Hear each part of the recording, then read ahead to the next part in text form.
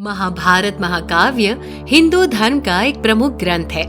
18 दिन तक चलने वाले इस महायुद्ध में करोड़ों योद्धाओं ने धर्म और अधर्म के नाम पर युद्ध में भाग लिया और अपनी जान गंवा दी। महाभारत के ज्यादातर पात्रों का कोई न कोई रहस्य रहा है, जिनके विषय में बहुत ही कम लोग जानते हैं। दरअसल महाभारत की कहानी युद्ध के बाद समाप्त नहीं होती। असल में महाभारत के बाद भी कई ऐसी कहानियां हैं जिनका जिक्र आपको कम ही सुनने को मिलता है। कुरुक्षेत्र के युद्ध में कौरवों का संहार हो गया और पांडवों की मृत्यु उनके महाप्रस्थान के दौरान हुई थी। भीष्म पितामह ने मृत्यु शैया पर अपना दम तोड़ दिया था। लेकिन क्या आप जानते हैं कि कुंती, धृतराष्ट्र और गांधारी की मृत्यु कैसे हुई और उसके बाद कलयुग की शुरुआत हुई? क्या थी पूरी घटना? आज वो हम आपको बताने जा रहे हैं, इसलिए वीडियो को अंत तक जरूर देखें। साथ ही यदि आप हमारे चैनल पर नए हैं तो चैनल को सब्सक्राइब अवश्य करें और नीचे दिए गए बेल आइकन को दबाना न भूलें ताकि हमारे नए अपडेट्स आपको मिलते रहे। महाभारत के दौरान धृतराष्ट्र ने अपने 99 बेटों को खो दिया था, लेकिन उनका एक बेटा युयुत्सु जो पांडवों की ओर से युद्ध लड़ा,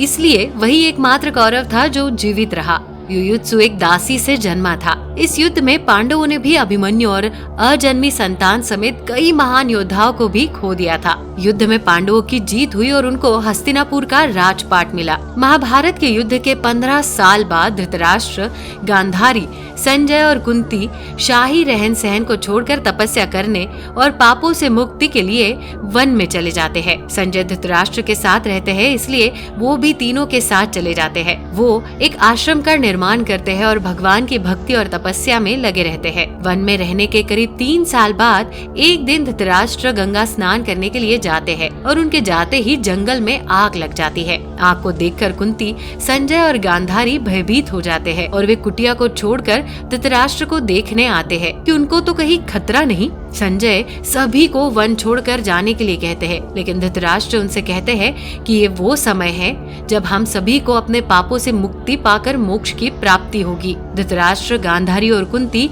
वही वन में रुक जाते हैं और अपने प्राणों को त्यागने का संकल्प करते हैं। सभी अपने मन को एकाग्र करके समाधि में लीन हो जाते हैं और इसी अवस्था में देह का त्याग कर देते हैं और जंगल की आग में उनका शरीर जलकर पंच तत्व में विलीन हो जाता है। वही संजय वन को छोड़कर हिमालय की ओर प्रस्थान कर जाते हैं। वहाँ एक सन्यासी की तरह अपना जीवन व्यतीत करते हैं। करीब 1 साल बाद नारद मुनि पांडव पुत्रों को उनके परिजनों की मृत्यु का सुखद समाचार सुनाते हैं और सभी लोग वही चले जाते हैं जहाँ धृतराष्ट्र, गांधारी और कुंती की मृत्यु होती है। वहाँ जाकर वो धार्मिक संस्कार पूरे करते हैं। कुछ साल बाद पांडव अपने कार्यों को पूरा करके स्वर्ग चले जाते हैं और भगवान कृष्ण अपने वैकुंठ धाम को चले जाते हैं। तभी से कलयुग का आरंभ होता है। तो दर्शकों, कैसी लगी ये पूरी कथा? हमें कमेंट करके जरूर बताइएगा। साथ ही यदि आपको ये वीडियो पसंद आई हो तो वीडियो को लाइक कर चैनल को सब्सक्राइब जरूर कर दे। वीडियो को अंत तक देखने के लिए आप सभी का धन्यवाद।